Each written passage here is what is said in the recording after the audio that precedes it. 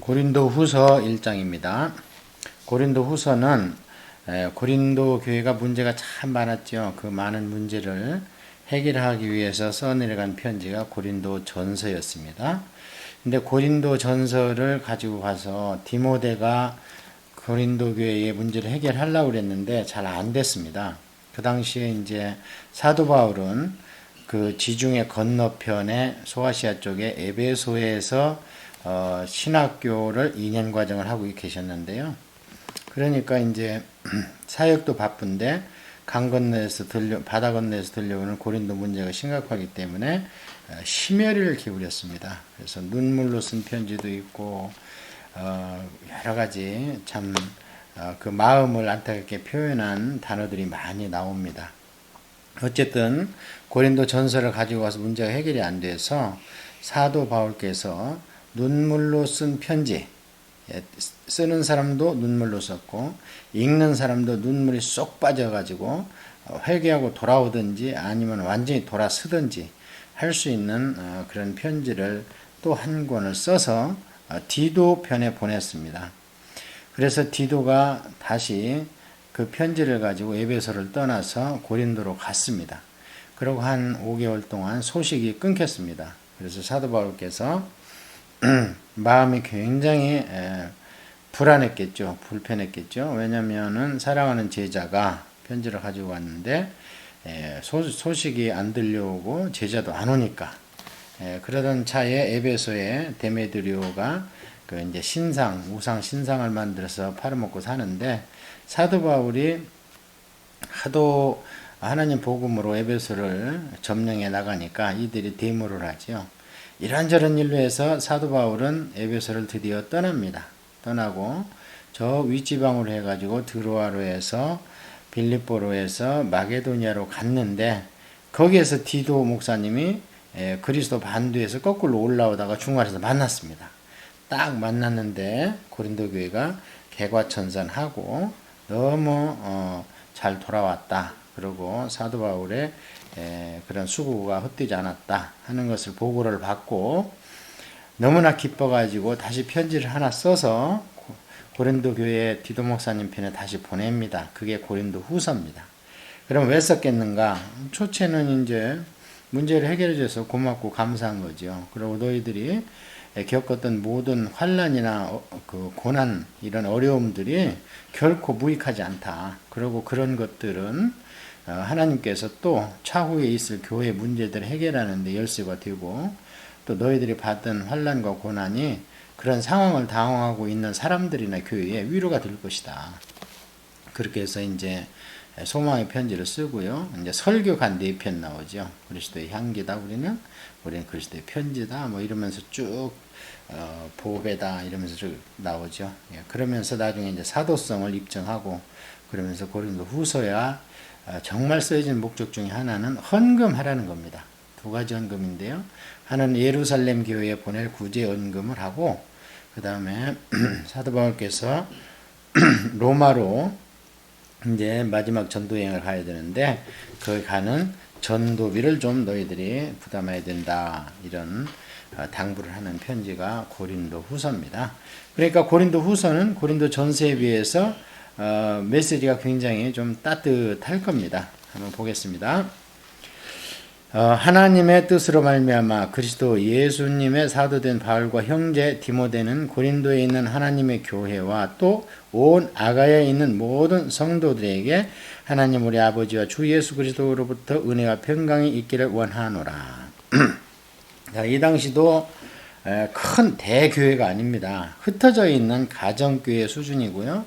성도가 많아봐야 뭐 10명, 15명 뭐 이 정도일 겁니다. 왜냐하면 가정에서 모여야 되기 때문에 드러냈고 신앙생활을 할 수 있는 입장도 아니었을 뿐 아니라 그렇다고 뭐 심한 박해가 있는 건 아니지만 유대인들의 핍박이 있기 때문에 그렇습니다. 로마 정부로부터는 이제 이 뒤에 엄청난 핍박이 이제 다가오지요. 250년 정도 다가오는데요. 이 당시에는 이제 그 유대인들이나 이런 이교들에 대한 핍박이 있을 뿐 아니라 뭐 그렇기 때문에 어쨌든 여기에 보면 고린도 교회에 쓴 편지지만 고린도에 있는 교회 또 아가야에 있는 성도 이렇게 하는 거 봤을 때 그렇다면 이제 성경에 나온 것만 해도 거기에 이제 갱그리아 교회가 있었잖아요. 그리고 이제 아덴에도 어쨌든 그 한 2명 정도 이제 이름이 나온 사람은 그 정도에서 전도가 됐다 이런 표현도 있고 하기 때문에 이제 여러 교회한테 이것도 이제 돌려볼 수 있도록 그렇게 쓴 것 같습니다. 찬송하리로다 우리 주 예수 그리스도의 하나님이시요 자비의 아버지시요 모든 위로의 하나님이시며, 지금부터는 제일 많이 나오는 단어가 위로입니다. 그래서 좀 전에 말씀드린 것처럼 고린도 후서는 좀 따뜻합니다. 문제가 해결됐기 때문에 이제 그들을 따뜻거려야 될 거 아니겠습니까? 그래서 위로라는 단어가 많이 나오는데요. 위로라는 단어의 어원이 어원에서 나오는 게 파라클레토스입니다. 많이 들어봤죠? 파라클레토스는 성령님을 보혜사, 도와주는, 은혜를 베푸시는 분 이렇게 표현할 때 성령님을 나타내는 파라클레토스 이렇게 씁니다. 그 다음에 성령님의 능력을 나타낼 때는 듀나미스 해서 다이나마이트 이런 표현을 쓰지요. 그래서 따뜻한 어머니와 같은 성정으로 성도를 돌보는 하나님 했을 때 위로의 하나님입니다. 그게 파라클레토스입니다. 이 위로라는 단어가요 한 10번 정도 나옵니다. 이 조그만한 몇 구절에. 그렇다면 어때요? 고린도 후서에 쓰고 있는 사도 바울의 마음을 우리가 알 수 있죠. 자, 그러면 이제 그들이 위로의 하나님이 그들의 지금까지 당한 어려움을 어떻게 하시겠는가? 우리의 모든 환난 중에서 우리를 위로하사 우리로 하여금 하나님께 받은 위로로서 모든 환난 중에 있는 자들을 능히 위로하게 하시는 이시로다. 그게 바로 이겁니다. 이게 무슨 얘기냐면요. 이제 우리가 주로 간증을 들으면서 대신 우리가 힘을 얻는 것은 제일 힘을 얻는 사람은 그와 같은 형편과 처지에 있는 사람이죠. 예를 들어서 아주 어려운 경제적인 부도를 경험한 사람은요. 그러고 나서 하나님의 그런 위로 가운데서 다시 일어섰다면 경제적으로 어려워서 부도 나서 길거리에 나앉다 이런 사람한테는 와서 그런 간증을 환난 중에서 받은 그래서 다시 하나님으로부터 위로로 말미암아 일어선 간증이 얼마나 힘이 되겠습니까? 그래서 같은 아픔을 가진 자가 가면요 그냥 위로가 되는 겁니다. 그냥 되지도 않게 그 위로 간다고 해가지고 말만 많이 하고 뭐 이러면은 정말 상처만 주는 경우도 너무나 많습니다. 그리스도의 고난이 우리에게 넘치는 것 같이 우리가 받는 위로도 그리스도로 말미암아 넘치는도다. 고난이 크면 하나님의 위로가 크죠. 고난으로 말미암아 나를 비워지면 그 비워진 그릇에 채워질 분량이 많아지겠죠. 하나님의 위로의 파라클레토스 성령님의 위로가 더 그릇이 많이 비면 불수록 그 채울 것이 더 많아지니까 우리가 환난 당하는 것도 너희가 위로와 구원을 받게 하려는 것이 우리가 위로를 받는 것도 너희가 위로를 받게 하려는 것이니 이 위로가 너희 속에 역사하여 우리가 받는 것 같은 고난을 너희도 견디게 하느니라. 한마디로 얘기하면요 고난은 거저가 없다. 고난은 나중에 회복도 되지만 만약에 회복이 안 된다 하더라도 위로라는 엄청난 하나님의 은혜가 은혜는 이제 카리스라고 그러는데 우리가 은혜가 넘치는 것이다. 그래서 지금까지 어려웠던 고린도 교회를 아주 따독입니다. 하나님의 위로로 너희를 위한 우리의 소망의 견고함은 너희가 고난에 참여하는 자가 된 것 같이 위로에도 그러할 줄 압니다.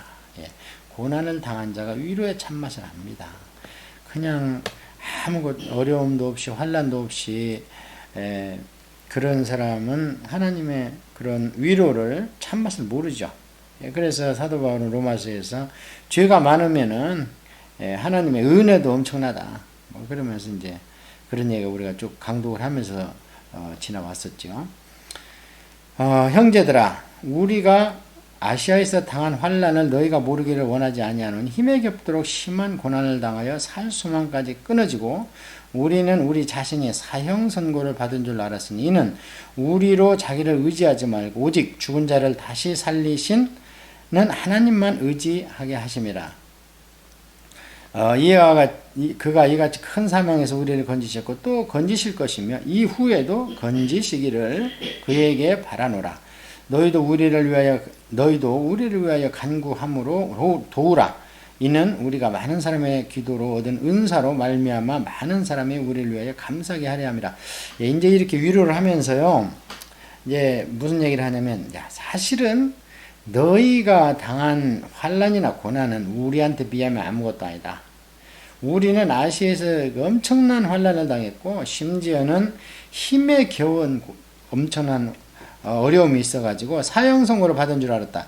죽는 줄 알았다는 거예요. 그래 우리가 그 고린도전서 볼 때 나는 날마다 죽노라, 그게 다른 뜻으로는 나는 날마다 죽을 환경에 노출되어 있다, 이렇게도 해석할 수 있다고 우리가 공부를 했잖아요. 마찬가지로 여기도 그렇습니다. 얼마나 힘이 들어서 힘이 겹도록 심한 고난이기 때문에요. 이제 야, 우리는 이제 죽었다, 우리 힘을 어떻게 할 수 없다. 그러니까 하나님을 의지하는 힘이 솟는다는 겁니다. 예, 그래서 죽은 자를 살리시는 하나님만 의지하는 게 되는 거예요. 나는 죽었구나, 예, 하면서. 자, 그런데 이 하나님 어떤 하나님인가? 큰 사망에서 우리를 건지셨고 여러 번 경험했다는 겁니다. 이게 간증입니다. 또 건지실 것이며 지금도 어려움을 당하고 있는데 하나님이 지금도 우리 함께 하고 계신다. 이후에도 건지시기를 그에게 바라노라. 어때요? 엄청난 종 사도 바울이라 하더라도 앞으로도 환란이 계속 온다는 겁니다. 예, 그래서 이 땅은 이제 신약 시대부터는요, 우리가 세상 가운데 섞여서 살아야 되기 때문에, 세상은 사단의 권세가 지배하잖아요. 양육강식 이런 원칙에 의해서 지배되기 때문에요. 이제는 신약 시대에 흩어져 있는 성도들은요, 마치 예수님께서 말씀하시는 것처럼 이리 가운데, 늑대 가운데 보내는 어린 양과 같은 자입니다. 우리는.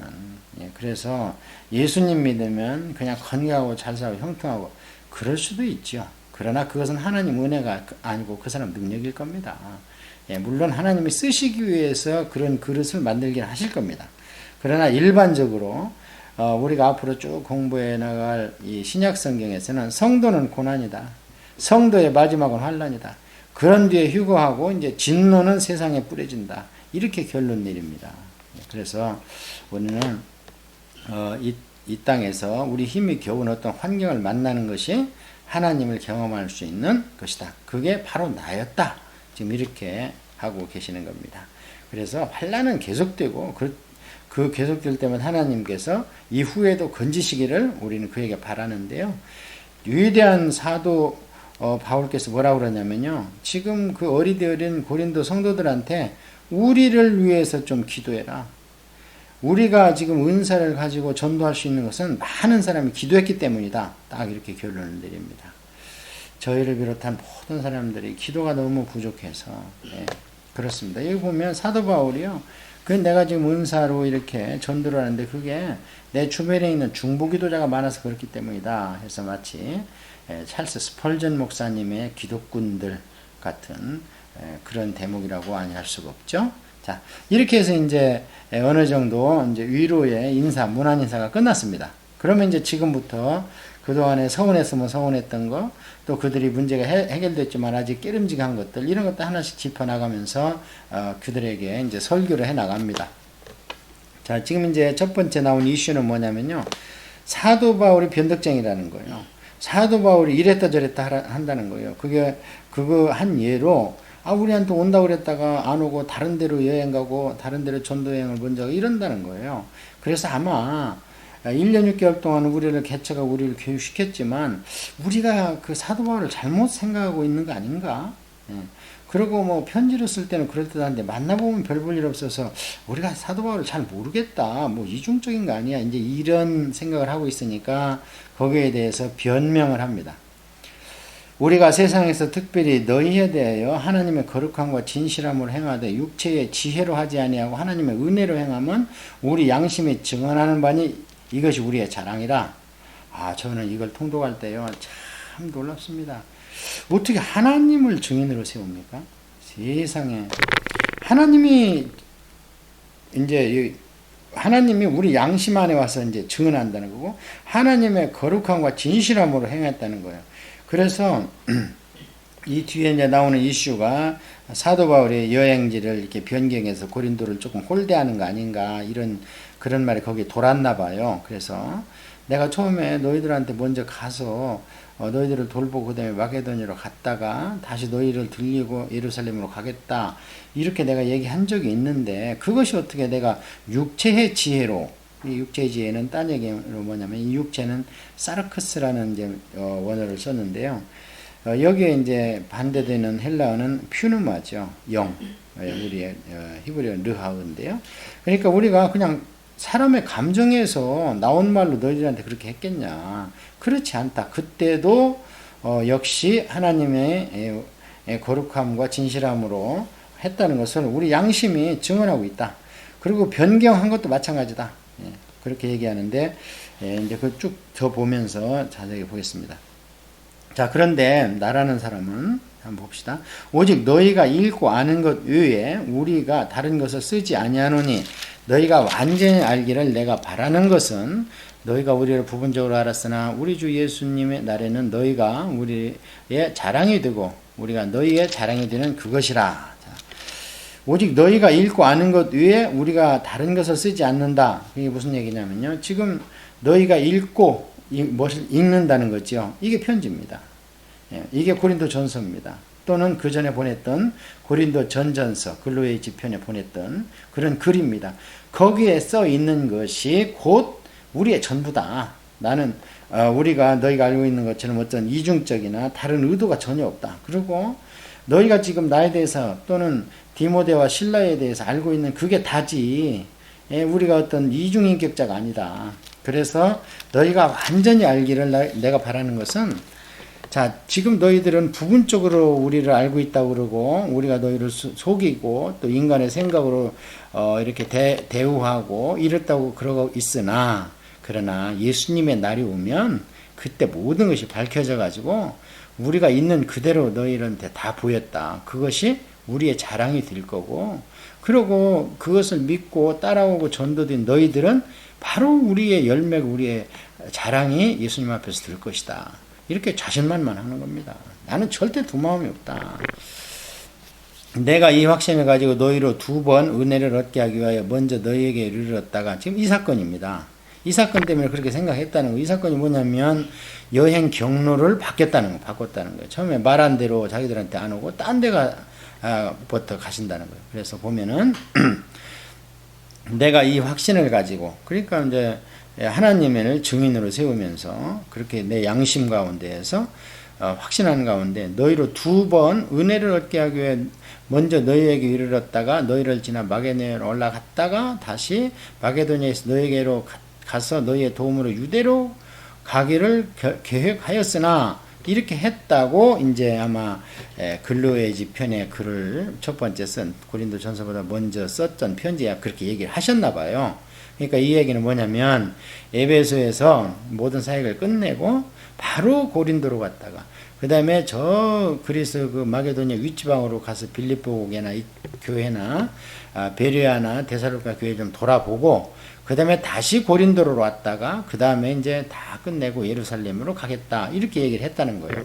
근데 이제 실제 여행은 그렇게 좀 안 되게 생겼으니까 이들이 서운하다는 거예요. 말로만 하지 말이야 행동으로 그렇게 옮기지 않는다, 이렇게 서운하게 생각을 했다는 겁니다. 그러니까 이 사소한 것까지 다 사도 바울이 다 풀어줍니다. 자, 그래, 이런 계획이 이렇게 계획할 때 어찌 경솔하게 하였으리요. 혹 계획하기를 육체를 따라 계획해서 예하면서 아니라 하느니 내가 있겠느냐. 그러니까 뭐 체면이나 그 사람들을 그냥 인사차 내가 먼저 가지 너희들한테 이렇게 했다가 체면 때문에 그 다음에는 이제 상황이 조금만 바뀌면 안 간다든지 이런 일이 어떻게 나한테 있을 수 있냐. 하나님은 미쁘시느니라. 우리가 너희에게 한 말은 예고 아니라 함이 없노라. 왜냐면 하나님의 종이잖아요, 지금 사도 바울이. 그래서 사도 바울을 신뢰하지 않는 것은 사도성을 신뢰하지 않게 되고, 그럼 사도 바울이 보낸 복음도 삐뚤어지는 거죠. 그런데 이런 것들을 지금 순회 전도자가 이간질을 하고 있습니다. 사실 우리가 더 공부를 하다 보면 사도 바울에 대해서 사도도 아니라 그러고 막 예수님 생전에 따르댕긴 제자도 아니다 막 이렇게 얘기를 하는 것이 이제 뒤에 나옵니다. 근데 이제 이런 게 떠도니까 딱 하나님을 증인으로 내세우면서 어떤 속성을 하나님의 미쁘신, 이게 이제 인간한테 쓰일 때는 신실하다 이렇게 쓰입니다. 이게 영어로는 face입니다. faithful. 이게 이제 헬라어로는 피스티스입니다. 그래서 피스티스가 신실하다, 충성스럽다. 그 다음에 우리가 다른 로마서 이런 데서는 믿음, 의인은 믿음으로 말미암아 산다 할 때 이 피스티스를 씁니다. 그래서 이게 이제 하나님 할 때는 미쁘시고 인간한테는 신실하고 충성되고 변함없고 이렇게 쓰이는 단어입니다. 이게 그냥 볼로 우리가 지나갈 게 아니고 믿음이라는 것은 그렇게 충성으로 우리 눈에 보여야 됩니다. 그냥 내가 믿습니다. 그건 믿음이 아니라고 야고보서는 얘기를 하고요. 바울도 마찬가지의 논지를 가지고 있습니다. 그래서 믿음은 눈에 보이지 않는 우리의 그 believe와 눈에 보이는 우리의 faithful이 함께 있어야 그게 온전한 믿음이다. 우리 곧 나와 실로아노와 디모데로 말미암아 너희 가운데 전파된 하나님의 아들 예수 그리스도는 예하고 아니라 함이 되지 아니하셨으니 그에게는 예만 되었느니라. 실로아노는 신라를 로마 말로 읽을 때 라틴어로 읽을 때 실로아노 이렇게 읽으니까 이 신라입니다. 그래서 실라와 디모데 바울이 이분은요 세 분은 한 묶음입니다. 그래서 바울 사도가 무슨 얘기를 할지 다 이들은 알고 있습니다. 그래서 이들이 이제 실라와 디모데도 같이 바울과 같이 똑같은 패지 뭐 이러면서 값싸게 막 얘기하니까 처음에 문안 인사할 때도 그러고 여기에서도 그러고 그 사랑하는 이제 영적인 아들이라고 그래요. 사도 바울이 다른 곳에서 디모데와 실라는 나의 영적인 아들이다 그래요. 자, 그래서 이제 그들도 나와 똑같이 예수님 안에서 예한다. 예수님은 참 그렇죠. 아니라 하면 죄인이니까 예수님이 예만 드셨죠. 항상 말씀으로 이제 대항할 때 그렇다는 거예요. 예 하는 거예요. 하나님의 약속은 얼마든지 그리스도 안에서 예가 되니 그런즉 그로 말미암아 우리가 아멘 하여 하나님께 영광을 돌리게 되느니라. 그렇죠.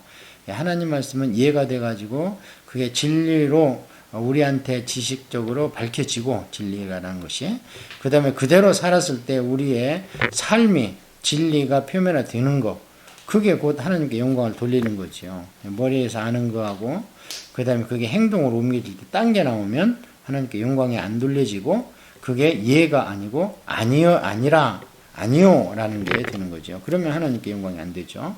지금 그런 논조로 얘기를 하고 계십니다.